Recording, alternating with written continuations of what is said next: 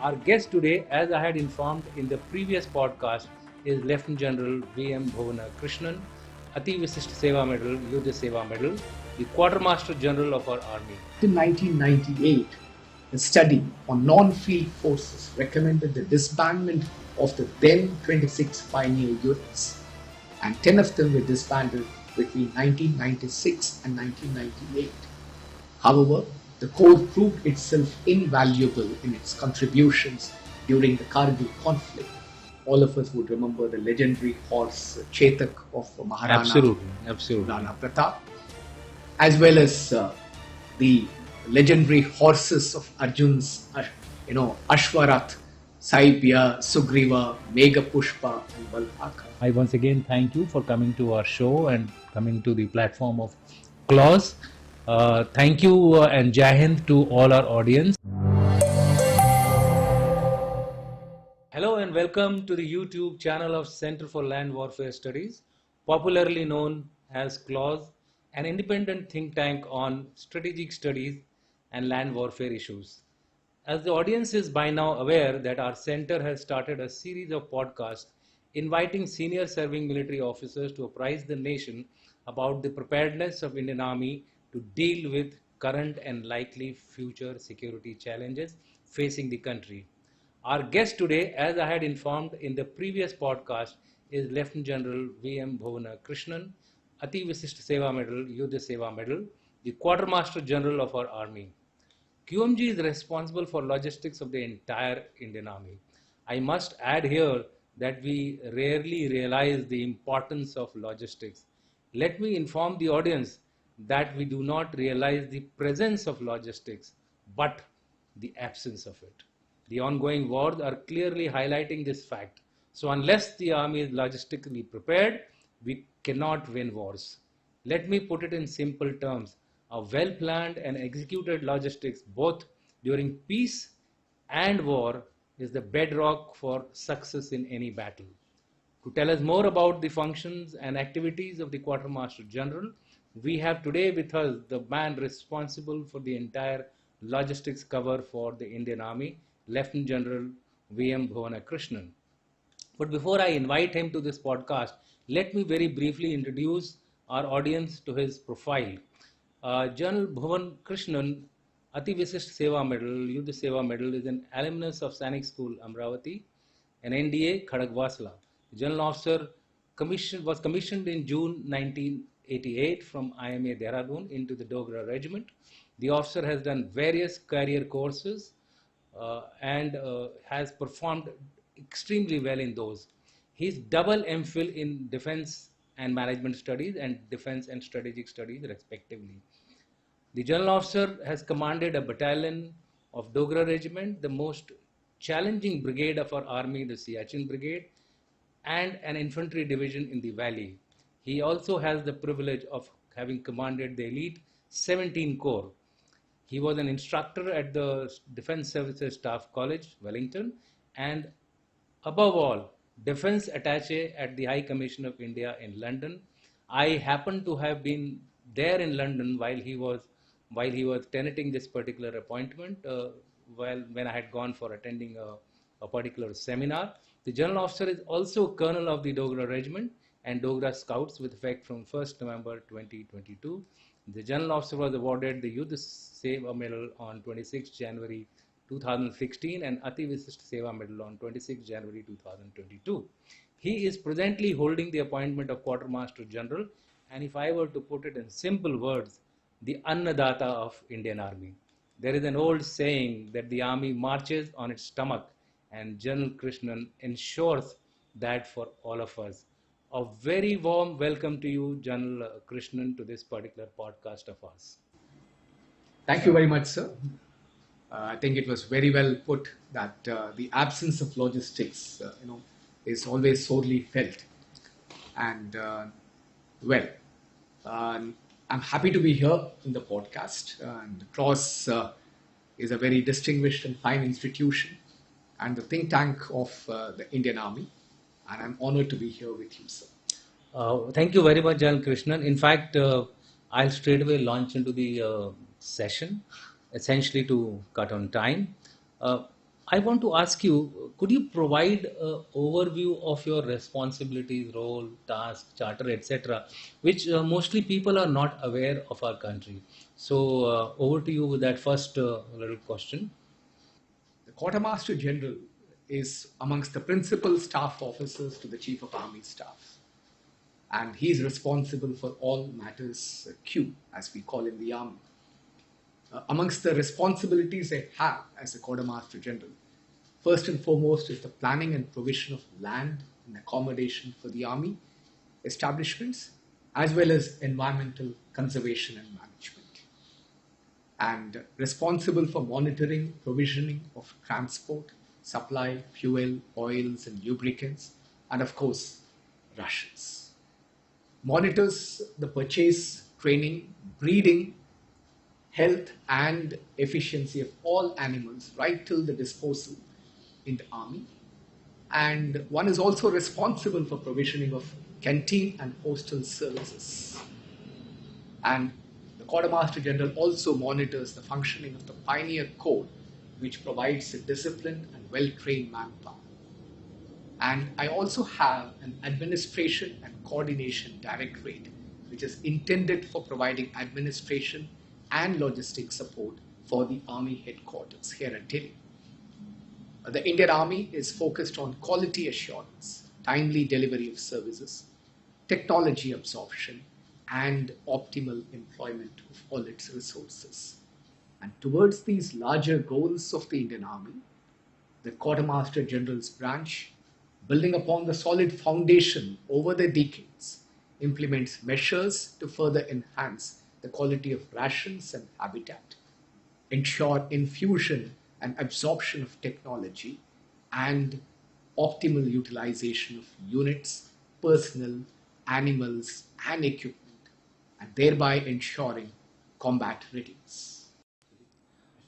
Thank you, General Krishnan, for that brief peek into your roles and responsibilities. While you were covering your response, I heard the word environment as part of your LW and E.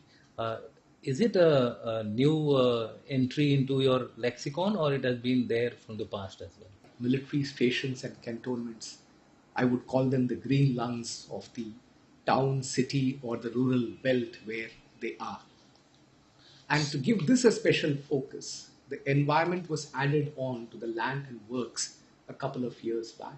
Okay. And now it is an established vertical within the land works and environment.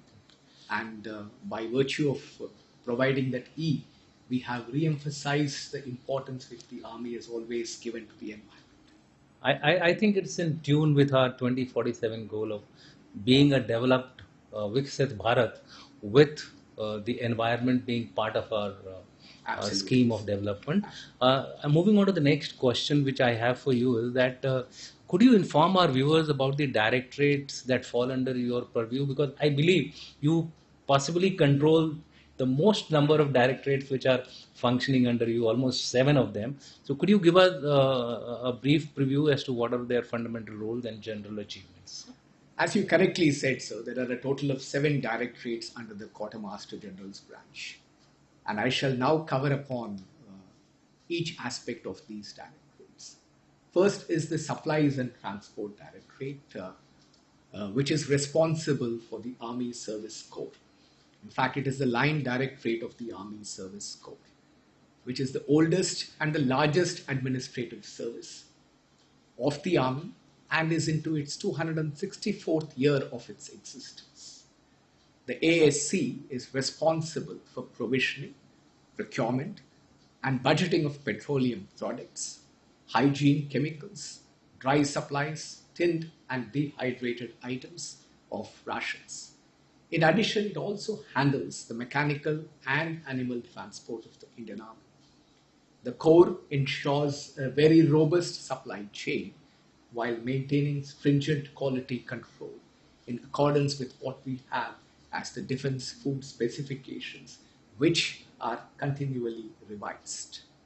The major contribution of this ASC would include vital roles during various conflicts, the Indo-Pak conflicts of 48, 65, 71, the Chinese aggression of 1962, the internal operations in Hyderabad and Goa, and also the Indian peacekeeping force operations in Sri Lanka, and the ongoing counter-terrorist operations in Jammu and Kashmir and in the rugged high-altitude areas.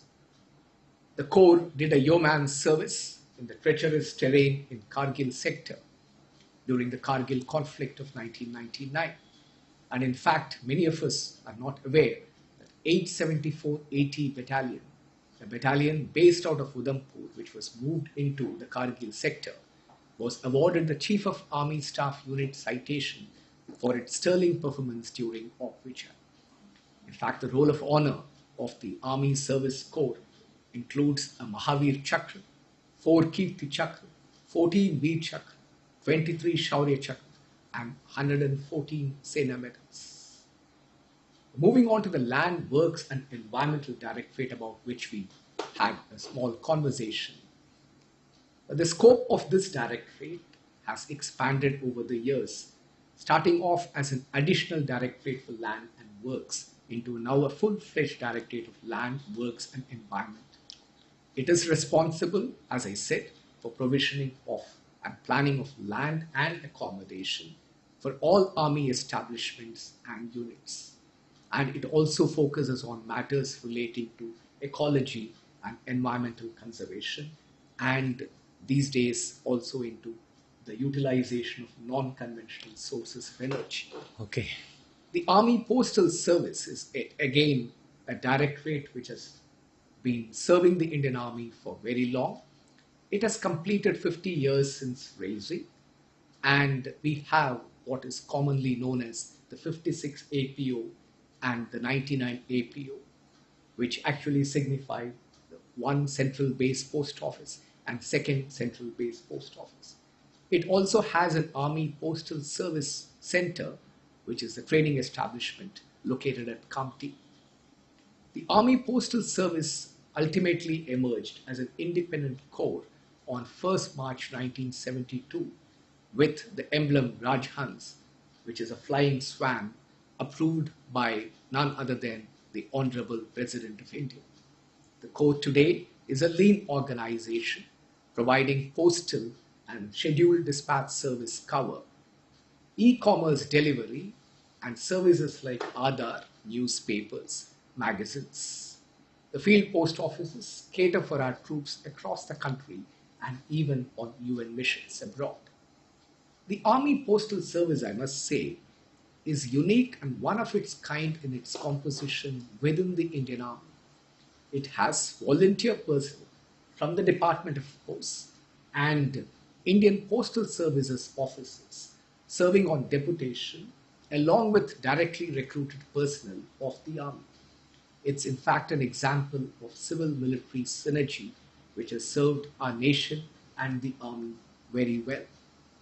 Moving on to the Remount and Veterinary Services Directorate. It is responsible for breeding, rearing, and training of Army animals, their health management, treatment, immunization, and also the tactical employment of them for military purposes. And once the animals have grown old, then the Remount and Veterinary Corps ensures that they are treated with compassion and cared at the unique geriatric centers for our army animals. In fact, it's a full life cycle concept. The Corps plays a pivotal role in providing animal-based logistics by ensuring the health of army animals engaged in what we call the last mile connectivity. It also provides operational support to our combat teams through military working dogs, both in counter-insurgency and conventional operations. In fact, the Corps has distinguished itself in various operations during various wars as well as the ongoing counter-terrorist operations as well. Moving on to the Pioneer Directorate, it's amongst the much lesser known directorates of the Indian Army, but has a rich history of contributions to combat logistic support. In fact, in 1998, a study on non-field forces recommended the disbandment of the then 26 pioneer units. and 10 of them were disbanded between 1996 and 1998. However, the Corps proved itself invaluable in its contributions during the Kargil conflict, and in fact, 5 new pioneer units were raised in the aftermath of Vijay, both in Ops Snow Leopard as well as in the ongoing operations. We continue to use the pioneers, and they have played a significant role in ensuring the continuous flow and build-up of logistics. In fact, the Pioneer Corps role is to provide disciplined and well-trained manpower where civil labor is either not available or its employment may be precluded for security reasons. The tasks laid down for our pioneers are to provide guards and escorts for headquarters and administrative and logistic establishments, and also for loading, unloading, and carriage of stores and equipment, and also to operate with store holding installations and engineer units. Moving on to the last of my directorate, the Canteen Services Directorate, which impacts our veterans as well as serving soldiers and families. This started off as a public limited company with a working capital of 48 lakhs in 1948. And then in 1977, the CSD, as it is popularly known, became a government department. The main objectives of the canteen services are, firstly, to provide consumer goods of high quality at a very competitive price, and ensure consumer satisfaction of its 45 lakh beneficiaries, which includes serving defense personnel, veterans, and families. And while doing this service, it also generates a reasonable level of profit, essentially to sustain the organization and its growth and provide additional facilities for troops and their families. Well, Jan Krishnan, I think that was a good bird's eye view of what your directorate is your branch is doing. Uh, I'm reminded of two three things. When we talk of QMG's branch, and the first one is that when we control a particular organization, in the management parlance we say that 8 is the span of control. So you're just about short of that 8 figure, that you have 7 entities to control. And the second thing which I noticed, and possibly which I want the people of India to know, is that you are spanning your activity right from operations to peacetime, from operations to veterans. I think that's a huge spectrum of activities which you have to look after, and my compliments for that. Moving on to your next question, which is you mentioned about the ST Directorate or the Army Supply Corps, which is responsible for meeting the requirements of our field forces in terms of rations, fuel, and transport. Could you highlight the initiatives being undertaken to enhance the capability of the core and elaborate on how are we preparing for theaterization? You understand that today the buzzword is that we are moving toward the integrated theater command concept. So how is the ASC being geared to meet that challenge, especially that it has a huge operational role? And how will it transform into a very essential part of the theaterization process? As you correctly brought out, sir, the Army Service Corps is also at the leading edge of transformation, and as part of the Indian Army's efforts towards technology absorption. In fact, the Indian Army designated the years 2024 and 2025 as the years of technology absorption, and the decade from 2023 to 2032 as the decade of technology transformation. And as part of this, we have been taking a number of initiatives, from ensuring that technology is used in both ration and transport management, to revolutionizing the last mile delivery, The animal transport has been the mainstay of last mile delivery all these decades. And with the development of infrastructure and technology, we are looking at multiple options. We have introduced the all-terrain vehicles and rugged terrain vehicles capable of carrying about 500 to 250 kgs on narrow operational tracks. We also are in the process of introducing heavy logistic cargo drones and also looking at modern warehousing, learning from our own industry and its best practices. So therefore, the modernization of our major supply depots are also underway. And of course, logistics cannot be without a third dimension. And with modern aircraft being inducted into the Indian Army, the ASC is keeping itself apace to ensure that it is able to capitalize on this with introduction of technology in this field as well. Moving on to the ration management, we have been continually reviewing our defense food specifications as well as are in tune with some of the measures taken at the national level. So towards this end, we have introduced fortified rice as per the governmental initiative. And also we have introduced special rations to our troops deployed in high altitude areas. Millets have been introduced last year as part of the International Year of the Millets. And this would be a major game changer going forward. We also have introduced the Global Standards 1, which ensures that all our supplies are tracked right from the source till the end.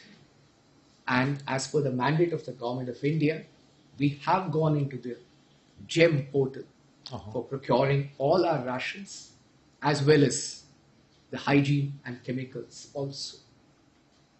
And of course, I did talk about the FSSAI's self-certification model, and this has been rolled out this year for a few products, and we will learn our lessons as we go forward. Okay. Moving on to the FOL or the fuel, oil, and lubricants and the transport management. We have introduced modern aircraft refueling pumps, which, as the Director General would be aware, has replaced the old Sudan pumps, which were the mainstay of refueling our helicopters in the forward areas. I do remember that. And we have also introduced simulators in a big way, and even for our Agniveers, so that it can provide them with great confidence when they are undergoing their advanced military training prior to passing out back into the units. We have also taken a number of measures to reduce the carbon footprint by introducing electrical vehicles in the Indian Army in phases. And we are also going to introduce Bharat 6 compliant vehicles. Standards. And of course also E20, that is ethanol 20, will also be introduced in the times to come. We are already with E10 as the mainstay of our fuel. And moving towards theaterization, which the Director General mentioned, synergy in logistics is an imperative for the Indian Defence Forces. And therefore, to foster joint logistics, the Defence Forces have set up 3 joint logistic nodes, and many more are in the pipeline. And we are looking at about 51 joint logistic nodes across the country. And for this, we need a sound understanding, cross-staffing, and joint training of our staff. And that is very much underway to enable further integration of our joint logistics. Well, General Krishnan, I think that gives a very good overview of the ASC, a very very important service of our army. I'm reminded of certain things which you said during your during your talk. I was reminded of special rations above 20,000 feet. And when we were youngsters and I was posted somewhere in the east, we used to travel a lot on various kind of transports, and modes of transports were there. And there was one this bridge along that particular route, which was known as the Anda Bridge. The then I got thinking as to why this bridge is known as Anda Bridge, and later on once I interacted with my colleagues and my Jawans, etc., they said, sir, if you are this side of the bridge, you don't get that additional egg, but if you are on the other side of the bridge, you get that additional egg. So I think that was a good thing which you said, that now from 12, I mean now the special rations are available from 12,000 feet. That has definitely impacted the morale of our Jawans, and which is a very good step. I have two, three quick questions, and I think thereafter we move to the next one.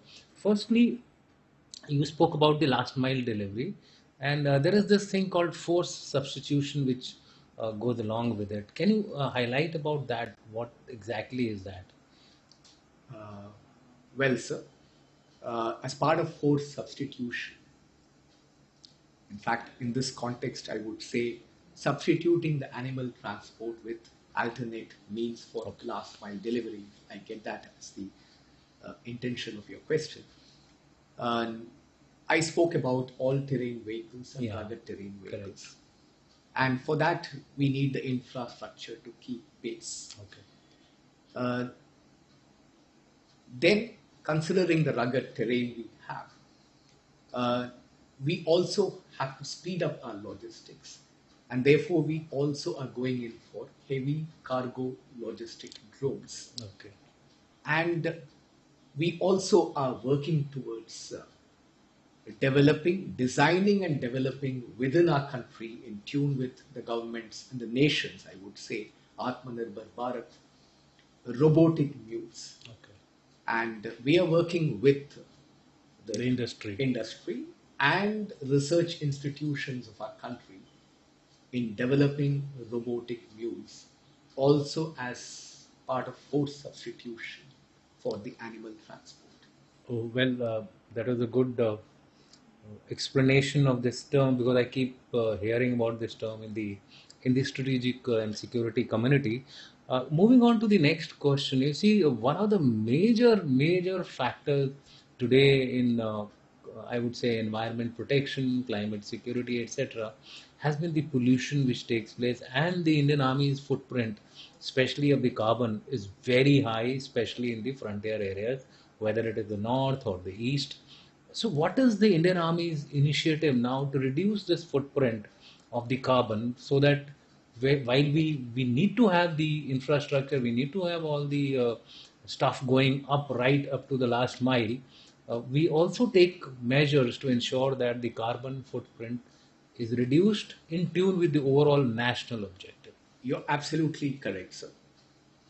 The Indian Army, as I mentioned earlier, also is absolutely conscious of the need to preserve our pristine environment in the forward areas, and also is at the forefront of ensuring that the environment in the hinterland where we are based and continue to train is well taken care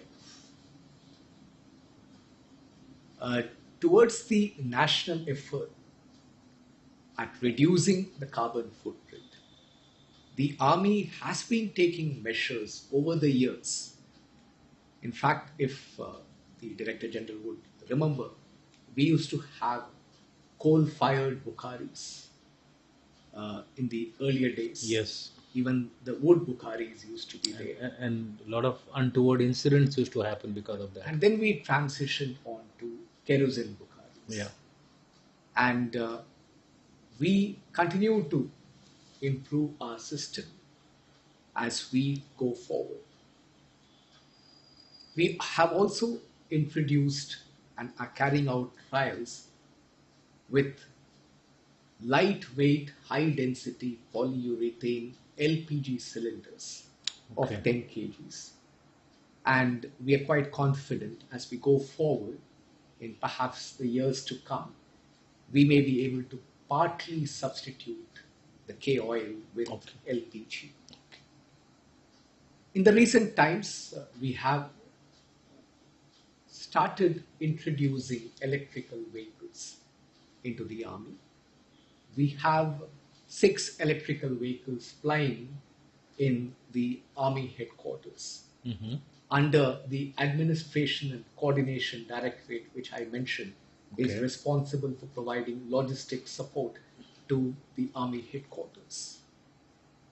We have plans to introduce electrical vehicles in a major way, and with the technology developing further, we're quite confident that we would transition into alternate technologies in the decades to come. Concurrently, we also have to develop the EV infrastructure, which we are working on. We're also planning to introduce hydrogen fuel cell technology.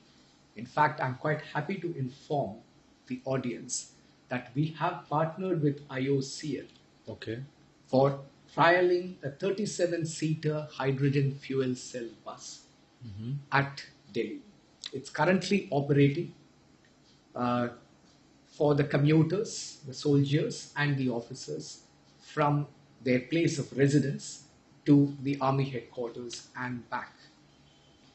We have also, in tune with the governmental initiative, introduced ethanol 10, and we are in the process of formulating a roadmap for introducing E20 petrol, while of course taking due cognizance of its impact on logistics, storage dynamics, as well as its ability to operate in the rough and tough terrain form. So these are some of the initiatives we are taking as far as reducing the carbon footprint with respect to our supplies and transportation. I shall cover about the other green aspects as we go forward. Thank you, Jan Krishnan, for that peek into how the army is now in tune with the overall national goal of reducing the footprint of carbon, which is a very, very important aspect of our environmental protection. Coming on to the next question, which is related to land, which is a major, major responsibility as far as the QMG is concerned. And you always come into the news as far as this particular aspect is there. Indian Army is, dealing with land. Possibly it is the largest landholder in the country after railways. Railways has the number one spot. So from that perspective, can you enlighten our viewers how this land is being utilized and how its use is being aligned with the recent government initiatives, allaying the misgivings which are there in the environment, which I briefly alluded to in my, opening remarks as far as this question is concerned. So give out the facts, so that public is at rest as to what the army is doing and how it is going about it. Well, sir, as you correctly brought out, the defense is amongst the largest of the land owners or land holders, I would say.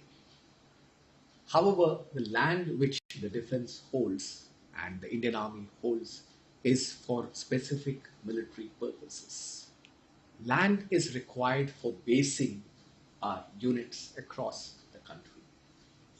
Land is required for both individual and collective training, and also for administrative infrastructure. If I can give an analogy, in the game of football, you have two teams playing with 11 players each. Means you need a football field of the size of 100 meters by 60 meters. And in that field, you have 22 players playing. Now that essentially comes down to 2 sections worth of troops perhaps carrying out training. So when you have to carry out training as a company or a battalion or as a combined arms entity, Yeah. or perhaps as a division, you need land to be able to carry out your maneuver operations as well as defensive operations. So, therefore, you need to train on ground. And I must add here that you have long range weapons, that require more than the analogy which you actually Absolutely. painted. So you require huge tracts of land as far as realistic training is concerned. Yes, absolutely. And you need to, as you correctly said, so to have realistic force on force training to Absolutely. be able to always be combat ready to defend our nation. Having said that, the land requirement for the Indian Army has been revised, and in 1991 we finally reduced our land requirement by a whopping 41.8%. That's huge. Yes, and we continue to acquire land, of course, especially in the forward areas, to build our infrastructure and also construct roads as well as railway lines. And in this, we follow the Land Acquisition, Rehabilitation, Resettlement Bill of 2030 so that the landowners are suitably compensated. We are also conscious of our responsibility towards nation building, and therefore, whenever land is required for public infrastructure, we have a system of online land management system portal where the state and the central government institutions can file in their requirement of defense land for public infrastructure. And we consider each one of those requests on the merits and facilitate execution of those public infrastructure projects. In fact, in the recent times, we have enabled 18 public infra projects across the country. We are also conscious of the connectivity issues of the citizens of our country who are living around and outside the cantonments. And we have in recent times opened 19 of our roads in 9 cantonments for the use of general public. And again, there is the need for expanding our telecom infrastructure and thereby providing connectivity to our citizens. And therefore, Army is part of the Gati Shakti Sanchar portal of the government. And on this portal, whenever telecom operators need to install mobile towers, they file their applications and we process them and we grant them the necessary permission in accordance with the guidelines given by the Ministry of Defense. In fact, we have granted more than 200 permissions since the portal went live on 22nd June 2023. Therefore, I would like to assure the audience that the defense land is put to good use for the defense of our nation, and the Quartermaster General is amongst the people responsible for management of defense land, while the Director General Defense Estate is the custodian of all defense on behalf of the Ministry of Defense and is also the custodian of all defense land records which have been digitized. Well, thank you, General Krishnan, for that response. While you were giving out your reply, I took note of the fact that by virtue of doing certain actions, certain readjustments, we have been able to reduce our land requirement by 41 point some percentages. It's a very huge drop in the requirement.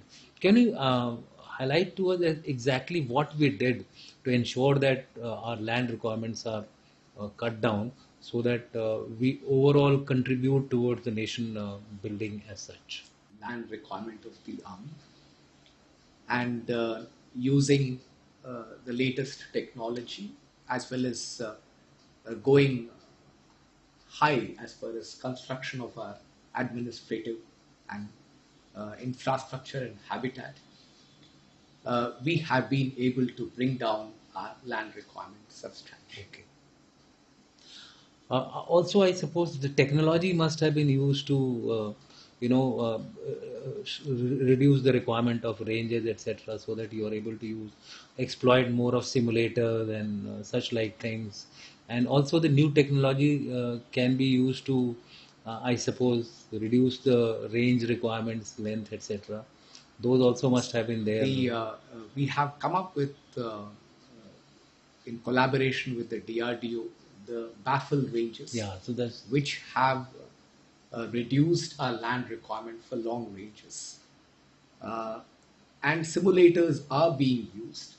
However, you would agree, sir, that for any army to be combat ready, yeah. because wars are going to be fought with live bullets and live shells, and therefore there is no substitution For a realistic training. live and realistic training. Absolutely. I mean, that point is given. Absolutely. Without that, we will not be able to achieve what we are meant to do. Coming on to the question related to this only is about the infrastructure. QMG branch is also responsible for development and construction of infrastructure, which is progressing very rapidly. So, what are the challenges which are faced by you, or for that matter, by the Indian Army, in execution of the construction of infrastructure, and what are the mitigation measures that you are adopting? Well, as the Director General is aware, that the Indian Army is spread across the country, Yeah. from some of the roughest and toughest of terrains in high altitude jungles, in monsoon prone areas, and riverine terrain.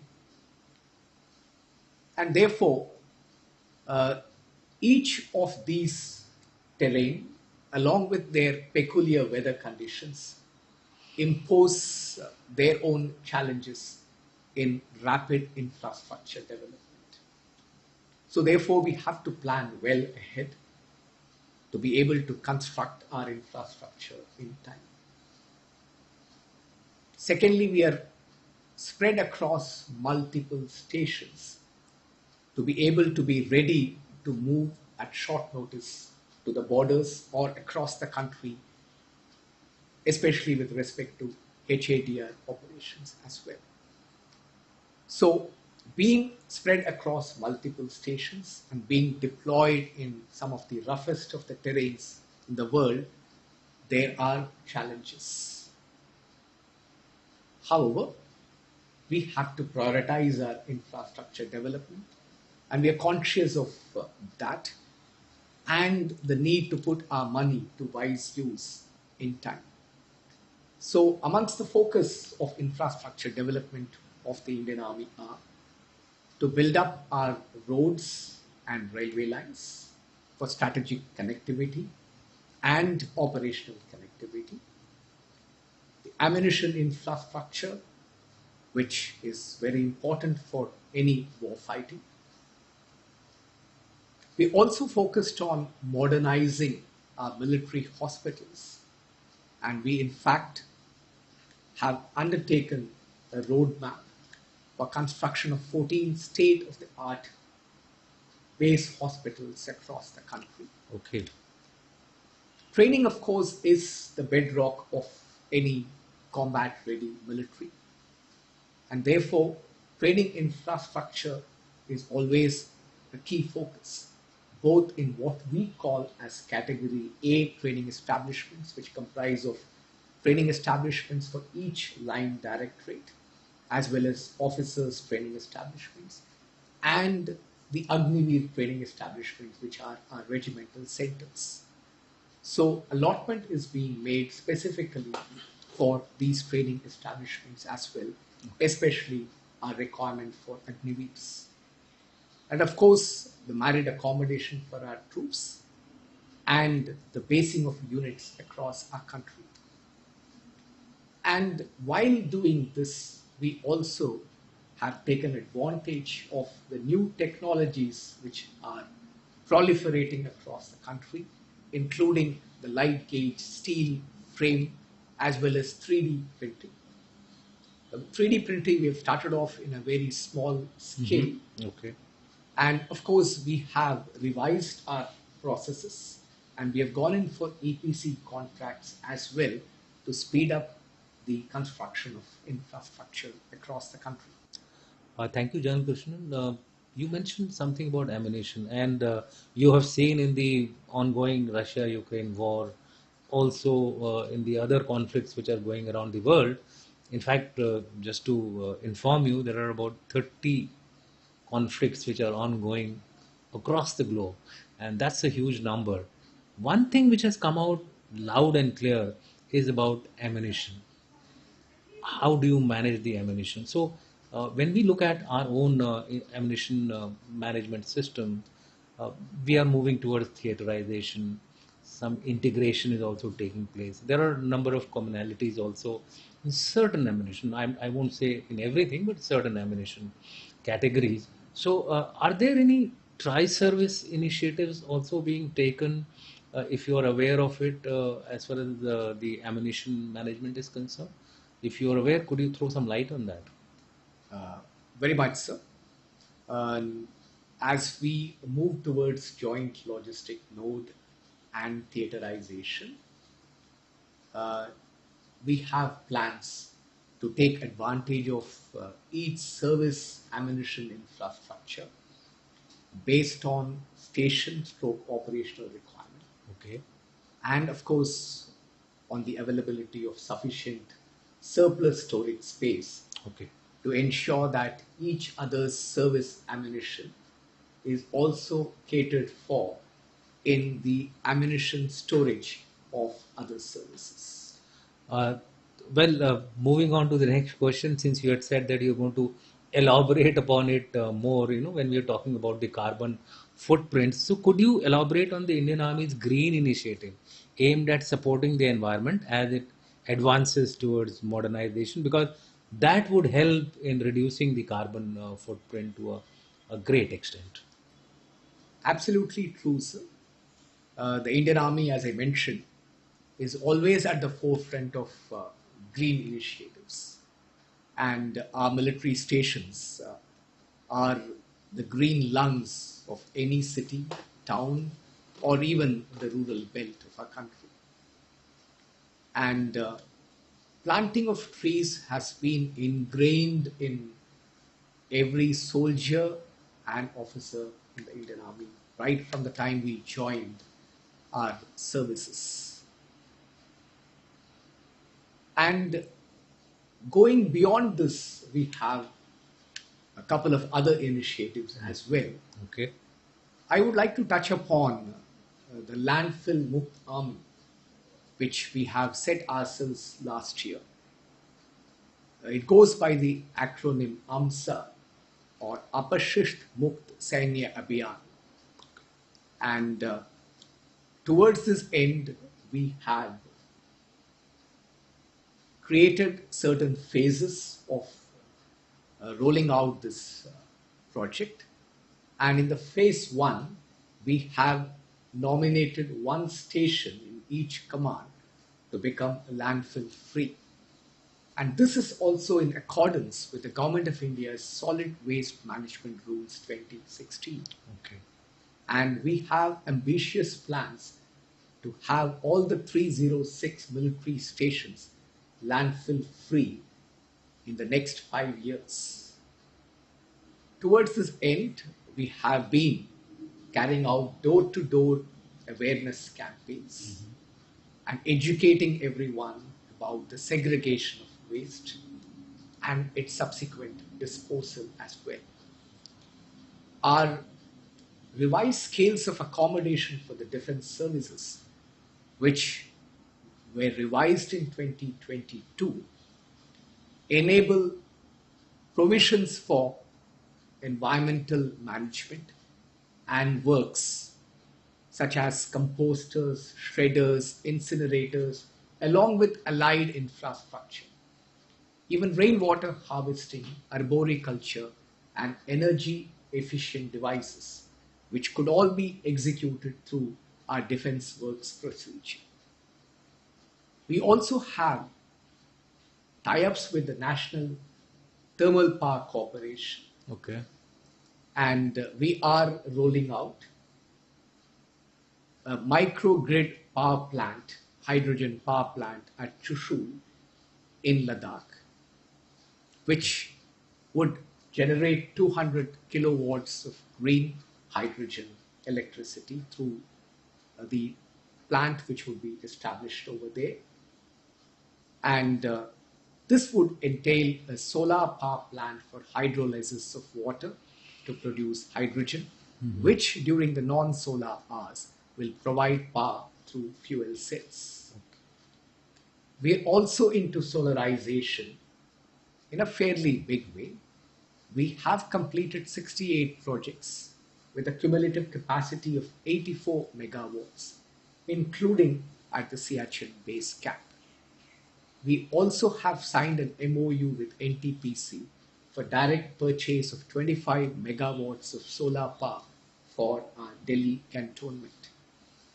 And we are also exploring, in conjunction with NTPC, for establishing solar plants in certain large defense land tracts. Moving on to the afforestation drive, over the past 2 years, more than 1.4 million trees have been planted across military stations using traditional methods and scientific techniques. And this year, in tune with our Honorable Prime Minister's initiative on the World Environmental Day, we have rolled out the campaign of Ek Ped Maa Ka Naam, and this has gained huge traction across the Indian Army. And as per the latest numbers we have planted 44.85 lakh trees across the country. Okay. Also, the World Environmental Day had set out a global theme for land restoration, desertification, and drought resilience under the slogan, Our Land, Our Future, We Are the Generation Restoration. Towards the aim of spreading the awareness of green initiatives across the Indian Army, we also have rolled out competitions for the best clean and green station every year with effect 2021. And this focuses on decarbonization efforts and afforestation.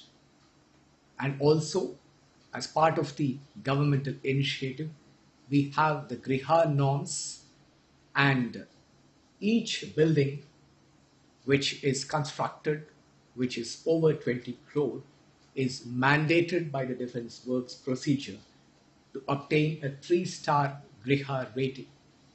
And in fact, sir, the new Talsana Bhavan, which is under construction in Delhi cantonment, would be a 4-star Griha compliant building. Well, thank you, General Krishnan, for that overview of the initiatives which the Army is taking. In fact, I am reminded of a study which I had carried out in War College, and it was related to exploiting the rooftops of the Indian Army. It was a major study, and this was done on our own initiative. We just wanted to calculate the kind of potential which we have, and you will be amazed that if we are able to somehow exploit that potential, it will be land into two. So whatever potential we have on our land, just double it up. That is the kind of potential which we will have, both in terms of solar and as well as terrace gardening, etc. There are so many areas where we can contribute both organizationally and individually Moving on to the next question, which is now we are getting into the more interesting part and the more lighter part of your work, and which is about the animals.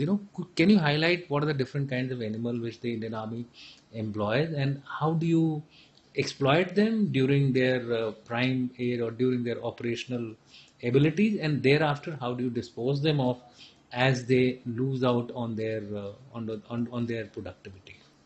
Before I take on the question of animals, touching upon what the Director General mentioned about rooftop solar potential. Yeah. So, in tune with the nation's initiatives on rooftop solarization, the Army, under the E&C branch, is looking at Yes. going rooftop in a fairly big way, taking advantage, as you said, that it can actually free up the land for Correct. more productive use. Correct. At the same time taking advantage of the rooftop for producing more renewable energy. Yeah. So moving on to the animals, Yeah. Animals have always been part and parcel of mankind, and uh, and therefore it was a very natural progression for what I would say the human animal bonding or teaming. These days, man machine teaming is the buzzword, but I would say much before that, from times immemorial, the human machine bonding for civilizational purposes as well as war fighting has always been there. And I think all of us would remember the legendary horse Chetak of Maharana Absolutely. Absolutely. Rana Pratap, as well as the legendary horses of Arjun's, Ashwarath, Saibya, Sugriva, Meghapushpa, and Balhaka. Animals have always been used in the military for their unique capabilities. Today, we are talking about animal transport. But then, essentially, right from the Mahabharata times, the horse driven chariots as well as the cavalry were at the forefront of war fighting. And of course, as we move further forward in times, the dogs, which is considered the human's best friend because of their unique capabilities, have always been a force multiplier with their extraordinary sense of smell as well as hearing and also watching. Of course, the mules uh, have been I would say, the mainstay of our last mile connectivity over the century and perhaps even more. And therefore, the remote and veterinary corps has had a deep bonding with the animals. And uh, the Remount and Veterinary Corps' motto, in fact, is Pashu Seva Asmakam Dharma, which translates into service to animals is our duty. Yeah. In fact, I would say both the ASC and the RVC, through their animal handlers and dog handlers, have a great sacred bond, as I would say, a heartwarming sacred bond, which is reflected in their day-to-day, humans and animal relationship. Moving on to the different kinds of animals, we already touched upon mules and dogs and horses, of course. The horses are currently used in training academies like the National Defense Academy. In fact, the Indian Military Academy, the Officers Training Academy, the Defense Services Staff College, and of course also in the National Cadet Corps units across the country to impart equitation training to our future leaders of the armed forces. In fact, equitation training has immense potential for developing leaders. In addition, the horses are also bred by the Remount and Veterinary Corps for use by the presidential bodyguards in their ceremonial events. We also have sporting horses which have brought laurels in various equestrian events at the national and international level. Moving on to the dogs, we have different types of dogs, various breeds employed in the Indian Army. We have the German Shepherds, the Belgian Malinois, and the Labrador Retrievers. We also have introduced indigenous breeds like the Mudol Hounds, the Chipipare, the Rajapalayam, the Kombai, and recently the Rampur Hounds as well. These dogs are trained for a variety of roles, from assault dog to guard dogs, to tracker dogs, infantry patrol dogs, explosive and mine detection dogs, narcotic detections, avalanche rescue dogs, and search and rescue dogs. In fact, the performance of the army dogs, or the military working dogs as they are scientifically called, and their handlers has been brilliant. And been there have been umpteen instances where the dog's powerful sense of hearing, smell, and seeing have enabled us to detect explosives, bombs, mines, thereby saving precious lives not only of military personnel but civilians as well. And they have been also successful in enabling us to track fleeing militants and neutralizing them. And towards this great contribution of the military working dogs, they have been bestowed with a number of awards by a grateful nation. The exploits of tracker dog Mansi, assault dog Zoom and Axel, and very recently the tracker dog Kent are recounted with reverence, laid down their lives in the service of the nation. The army dog Kent, about whom I mentioned, was recently awarded the prestigious Mention in Dispatches Award on 15th August 2024, and its handler, Rajkumar Umare, was awarded Sena Medal for gallantry. So in total, I would say the canine warriors have been bestowed with a number of awards by a grateful nation.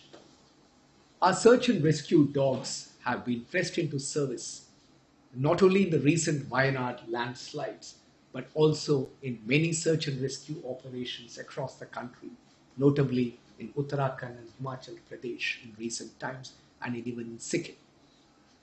Moving on to the training of army animals and the troops of Remount and Veterinary Corps, we have the Remount and Veterinary Corps Training Center and College at Meerut.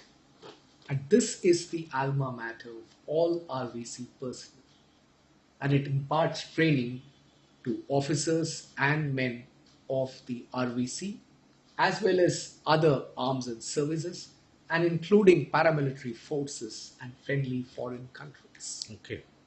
The center also has a state-of-the-art dog training facility where various specialities of army dogs are bred, reared, and trained into potent forces. It also has an equine disease-free zone, which is undergoing certification. And once it gets a certification, it would be a force multiplier in our equestrian events abroad. The RVC also has two important establishments called the equine breeding studs. They're located at Babugarh in Uttar Pradesh and Hisar in Haryana, where equines are bred and trained before they are supplied to the rest of the army.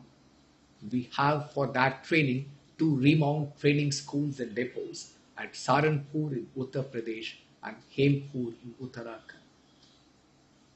And one of the important questions which keep coming to us, not only from within the army, but also from the civil fraternities, what do we do with the animals post their retirement from service? All the animals, if the Director General would recall, just a few moments back, I talked about the sacred bonding Yes, between the the handler and the animal handlers and the animals. So, all the animals which have served the nation and completed their service are transferred back to geriatric care centers and lead a life in the company of other such animals. And they are accorded the best possible care and support.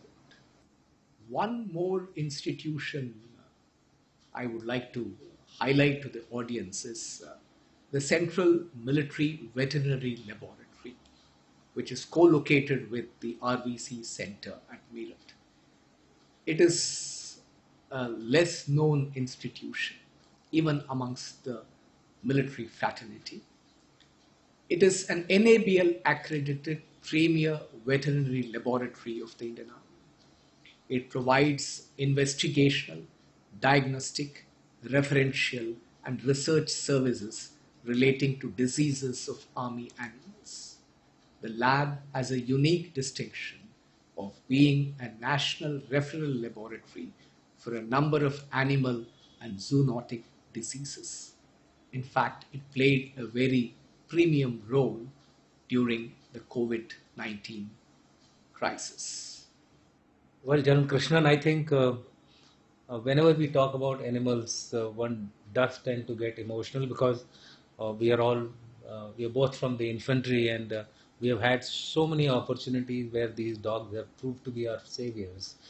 At times, they have given us leads which lead to a very successful operation. I was also in the NSG, and I found that they were really a very great asset. In fact, I'm reminded of a incident or a story which one of the engineers boys said. He was responsible for demining. So they carry out demining with the technical equipment, and then that is followed by the dogs and their handlers to actually smell the mines out or smell the explosive out. So I asked him, I asked that engineer's boy, I said, whom do you trust more?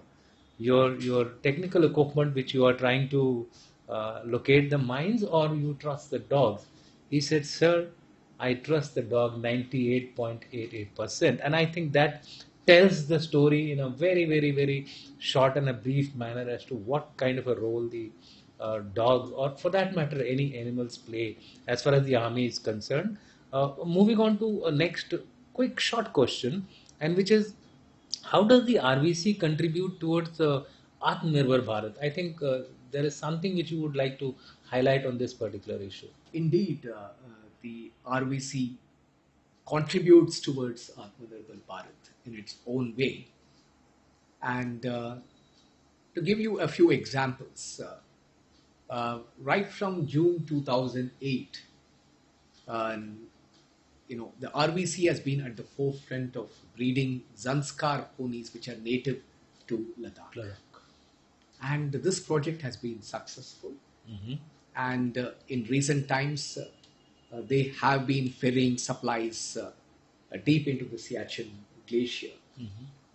And similarly, the Bactrian camels, or the double-humped camels, which are also native to the Ladakh region, Okay. are being used for logistics as well as patrolling in the Ladakh sector. And in the field of canines, I did touch upon the use of indigenous breeds. And the Remountain Veterinary Corps has taken the initiative in the last few years to introduce Mudol hounds, Chippipare, Rajapalayam, and Kombai. Well, Jan Krishnan, I think, uh, although short, but I think their contribution does make a difference. I'm again reminded of two things as far as this particular animal issue is concerned. I am a animal lover, so that's why I'm trying to ask a little more questions. Dogs, especially, and even the horses, for that matter. The common public loves them, and especially dogs who are trained, well trained, on the horses which are well groomed and well bred. So, is there a provision that once the horses and the dogs have outlived their prime age and the prime productive period, as I said, Is there a provision by which common public can take them on, take them as their pet? What do we do with the dogs Mhm. after their useful service? Of course, I did mention about taking them to the geriatric care centers. Besides that, we also have a provision for dog lovers to adopt the military dogs, and giving an undertaking that the dogs would be taken care of with love and affection and good health as well. So, yes, civilians as well as veterans and serving defense personnel are free to seek dogs which have moved beyond their service with the army and are in the geriatric care centers for adoption. Thank you, Jan Krishnan, for that quick response on a query which was possibly concerned with the common public as well. And coming on to the last, I suppose, and the final question of this podcast. And as I always say, it is always meant for the veterans. And we are talking here of canteen services department. Could you highlight, what we are doing basically related to quality control, consumer satisfaction, and its contribution towards the nation overall, as also the veterans? Canteen services, of course, touches the lives of all of us, Yeah. and therefore uh, we do take care of the quality of all goods introduced through the canteen stores department, and we have stringent quality control at different stages. And well before a product is introduced into the uh, canteen stores department, uh, the firms are expected to provide us the NABL certification of those products which they intend introducing into the canteen stores department. Could you expand NABL for people to understand? It's the National Accreditation Board for Testing and Calibration Laboratories. Okay. And in short, it is called NABL. And besides this, after the product has been introduced, we have periodic or random tests. And this is for all goods, food, liquor, as well as uh, the common items like suitcases, mats, and hygiene chemicals. So the whole range of products which Okay. are sold through the canteen stores department have to undergo periodic quality control tests. Okay. We also do on occasional, at occasional times, complaints are also received, and we carry out the testing of those products. And if found unfit, appropriate actions are taken against the defaulting firms. So for us, consumer satisfaction, the quality of our products, and the affordable cost at which they are introduced into the canteen stores department are absolutely important. Okay. This automatically ensures greater consumer satisfaction. Consumer satisfaction is also a function of our processes, and therefore we try and continue to refine our processes, including our online portal for firm demand items. And we are conscious of some of the glitches in the system currently, and we are working hard to overcome those glitches and refine the whole process. We have a robust feedback mechanism, both at the unit levels of the canteen as well as at the head office. And we take our feedback very seriously and try and improve our processes. Another word which I would like to tell is also that the CSD is not a profit oriented organization. modernization. Yes. And whatever profit which it generates, they're reasonable profits, Mhm. which are flowed back into the system for the growth of the canteen stores department, Okay. as well as for providing facilities for our troops and the families in the form of quantitative discount and canteen trade surplus, which are slightly technical terms for the common man, but suffice to say the profits are flowed back It goes. through these two Yeah, mechanisms. it goes back into the improvement of infrastructure Absolutely. related to the soldiers Absolutely. and the entire station, etc. True, sir. And we have a fairly wide network of canteens services. We have 34 area depots and about 3,600 unit run canteens with almost about 45 lakh beneficiaries, That's a including large. serving soldiers, their families, veterans, widows, and the next of kins.